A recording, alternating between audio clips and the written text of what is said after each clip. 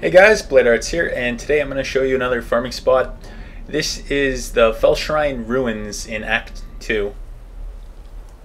So you can just take a look here.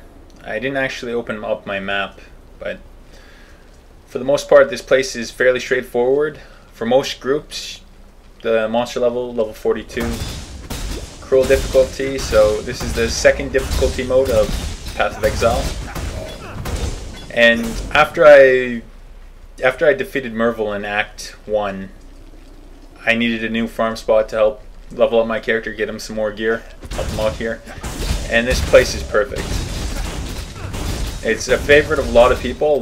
You can find a lot of people farming this. So just like the ledge, if you need somebody to farm this instance, you should be able to find a party fairly easily. You just need to... If you want to find a party for this, you can just look to the party group. What do they call it?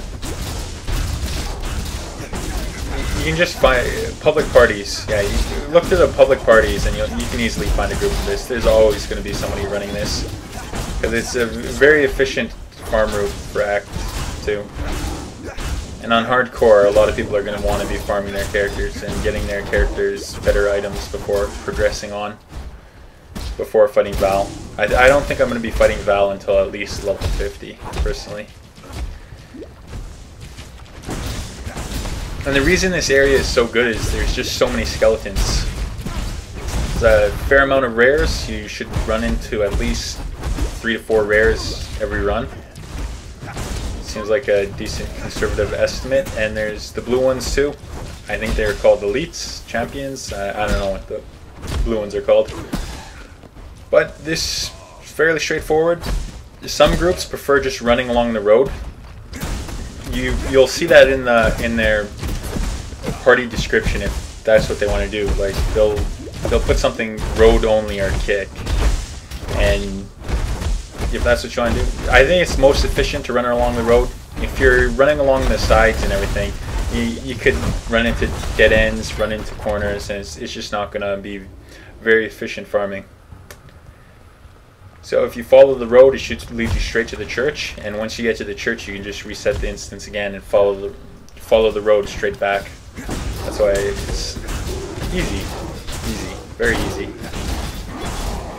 The reason it's so good to farm is you can't get lost. If you follow the road, there's literally no way you can get lost.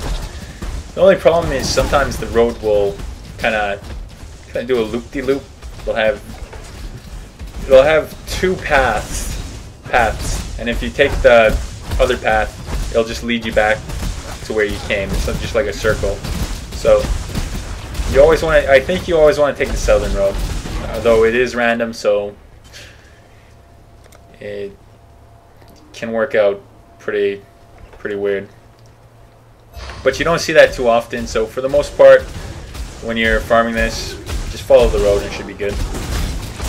It's just I've noticed sometimes you'll get a road that just heads into a circle and connects to the road again. Branches off, but if you take the wrong road, you'll just head back to where you came. That's not too much of a problem. If that does end up happening, most of the time I just run back to the entrance and just reset it, since the road that leads back is usually near the entrance to the zone. So like I've said, lots of rares. I think we came across 3 already, 3 to 4. A couple blues too. Really good. And you get a full party farming this, you're going to be getting a decent amount of rares. Surprisingly though, I was farming this for 1 to 2 hours last night and I didn't even see any uniques drop. So most of the time it was just fairly basic items. I did see somebody get an exalted orb, so that's fairly good. I think the exalted orbs are worth 20 chaos. I don't even know what the currency is. That's in this game. I'm pretty terrible when it comes to pricing. For the most part, I avoid the trade chat, and that's probably a detriment too. I do need some better gear. That's the reason I'm farming this area. Quick portal back to refresh my flasks.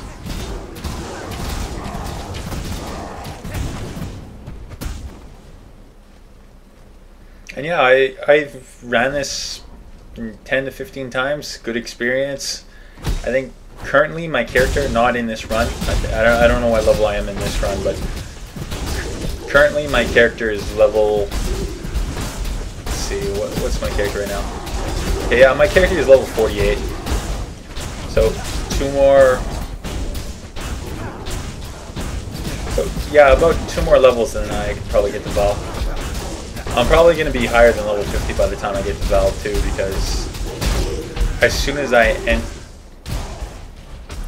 see, that's the thing with this public parties too. You get guys stealing gems, stealing rares. Most of the time, I amended the party after this run for no ninja or kick after this run, because we've actually had a few. Lightning Goddess was, I don't know if that counts as a name and shame. I don't know, but a couple of people were grabbing stuff that didn't exactly belong to them, and it's just good manners. If you grab something that doesn't belong to you and the person asks for it, to give it back. You don't want to be taking stuff that other people should be having. It's not cool. Not cool at all. And for the most part, from now on, whenever I run parties, public parties, I'm going to be instituting if you're caught ninja looting, if you're stealing other people's loot, I'm going to kick you. But I only instituted after this party because we're getting a few guys taking stuff that didn't belong to them.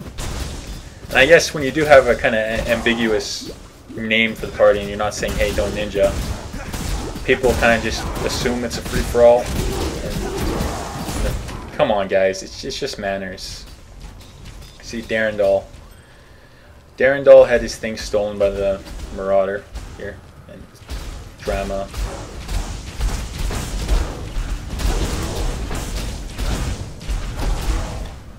Unnecessary drama too. We're all just playing this game to have fun, and people being loot whores is not cool. I don't like loot whores, really. We'll all get our loot. We're all farming here. There's no reason to steal other people's loot.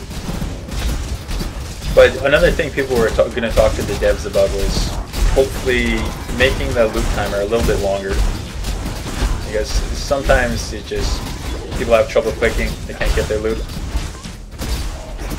in time.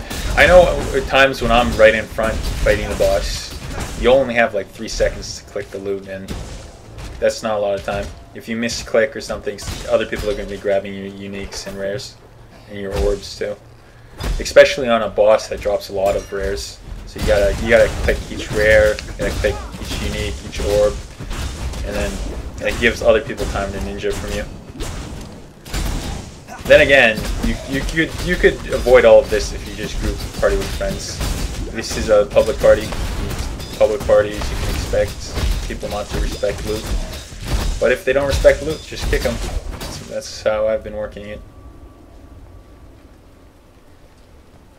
And of course, you know another thing too. You know what I'm thinking too is people who ninja, they're not going to admit it. They're not going to outright say, yeah, it was me. They'll lie, they'll try to turn people against each other. And just so much unnecessary drama. Just because you can't respect other people's loot.